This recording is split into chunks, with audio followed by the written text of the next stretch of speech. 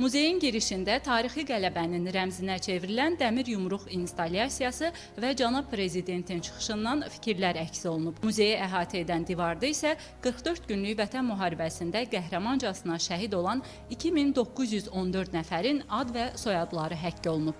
Divar boyu axan su isə şəhidlərin ruhuna olan ehtiramı, həmçinin qələbədən sonra gələn sülhü və sakitliyi ifadə edir.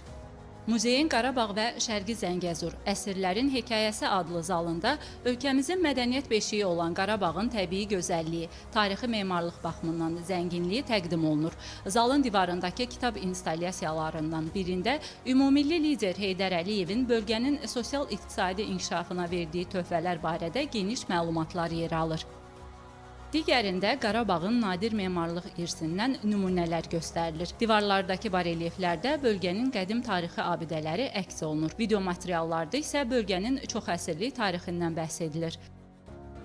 Əyani eksponatlardan əlavə rəqəmsallığa burada önəm verilməsi çox diqqətimi çəkdi həqiqətən. Sanki 44 günlük müharibənin canlı şahidi olduq. Hər bir eksponata baxarkən bir-bir həmin dövrə qayıtdıq və yenidən yaşadıq. Muzeyin interyeri və tarixi ab-hava mənim çox xoşuma gəldi. İstər kitablar, istər memarlıq inciləri həqiqətən də tarixin hər səhifəsini bizə addım-addım yaşadır. Mərkəzdəki interaktiv kitablar Qarabağın təbiəti, ədəbi irsi, musiqisi və xalq sənəti ilə yaxından tanış olmağa imkan yaradır.